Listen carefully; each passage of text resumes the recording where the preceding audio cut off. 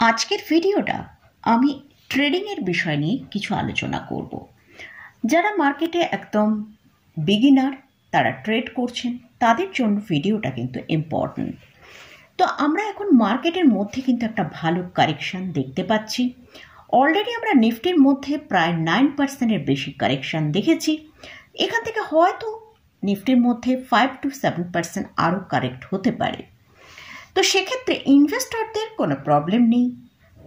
হয়তো আপনাদের পোর্টফোলিওর ভ্যালু এখন অনেকটা নিচে আসছে, কিন্তু মার্কেট যখনই রিকভার করবে তখন কিন্তু আপনার পোর্টফোলিও যদি গুড ফান্ডামেন্টাল স্টক হোল্ডিংয়ে থাকে, তাহলে মার্কেটের রিকভারের সাথে সাথে আপনার পোর্টফোলিও কিন্তু ভ্যালু ওপরের দিকে চলে যাবে। কিন্তু প্রবলেম হচ্ছে ট্রেডারদের।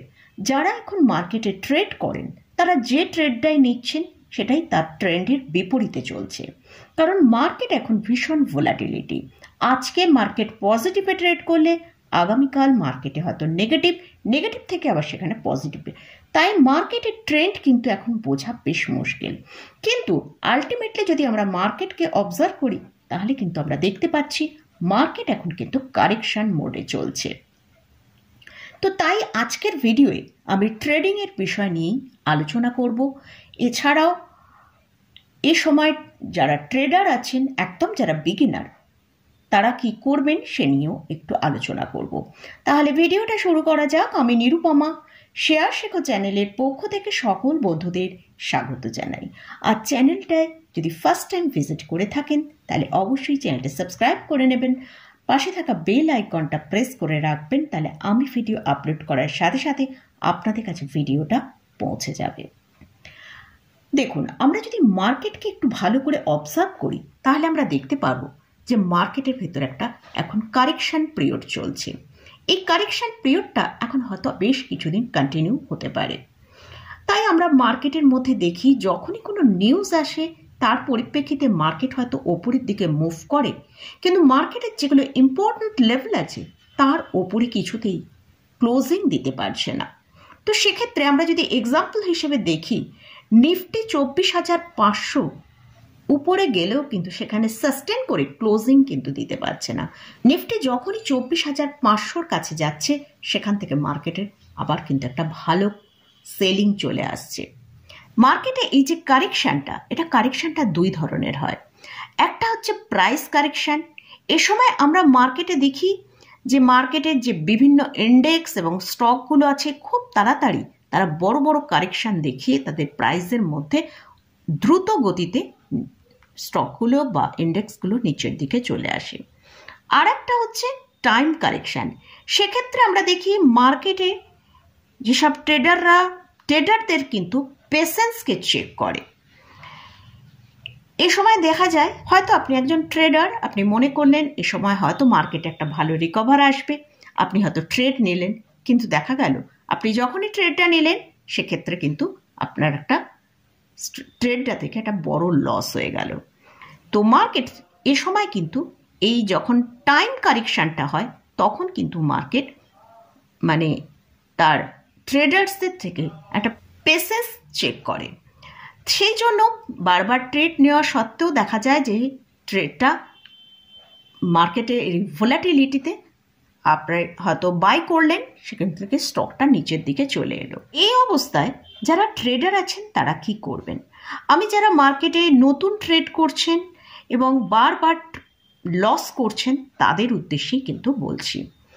প্রথম হচ্ছে, আপনি যে পরিমাণ কোয়ান্টিটি নিয়ে এতদিন ট্রেড করেছেন, তার থেকে আপনার কোয়ান্টিটির পরিমাণ এখন কমিয়ে দিন। এতে আপনার লসের পরিমাণ কম হবে এবং আপনার ক্যাপিটালটাও প্রোটেক্ট থাকবে।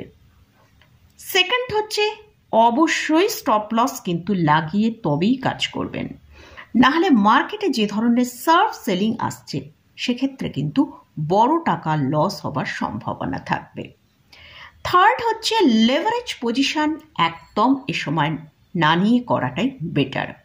কারণ আপনি একটা কোনো বড় ট্রেড নিলেন, মনে করলেন যে এই ট্রেডটা খুব ভালো আপনাকে প্রফিট দেবে, আপনি 2-3 দিন হোল্ড করবেন এবং আপনার ফ্রেন্ড বা রিলেটিভ বা ব্রোকারেজের কাছ থেকে যে মার্জিন আমরা পাই, সেখান থেকে নিয়ে আপনি ট্রেডটা নিয়ে নিলেন।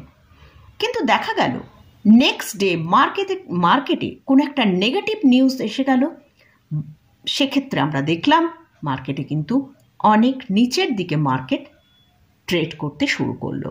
সেক্ষেত্রে আপনার ট্রেডটায় কিন্তু একটা হিউজ পরিমাণ লস হবার সম্ভাবনা থাকবে এবং এতে আপনার ক্যাপিটালেরও একটা বড় অংশ আপনার লসে চলে যাবে। ফোর্থ পয়েন্টটা হচ্ছে ক্যাপিটালকে প্রোটেক্ট করতে হবে, কারণ ক্যাপিটাল থাকলে তবেই কিন্তু আপনি আবার আগামী দিনে ট্রেড নিতে পারবেন। কিন্তু সেই ক্যাপিটাল যদি আপনার এই লসের মধ্যেই চলে যায় তাহলে কিন্তু আপনি কোনো ট্রেড আগামী দিনে নিতে পারবেন না। তাই আপনার ক্যাপিটালের একটা নির্দিষ্ট পার্সেন্টেজ, আমার মতে যেটা বলে 5%-এর বেশি যাতে লস আপনি না সেখান থেকে হয় সেই দিকে কিন্তু আপনাকে খেয়াল রাখতে হবে।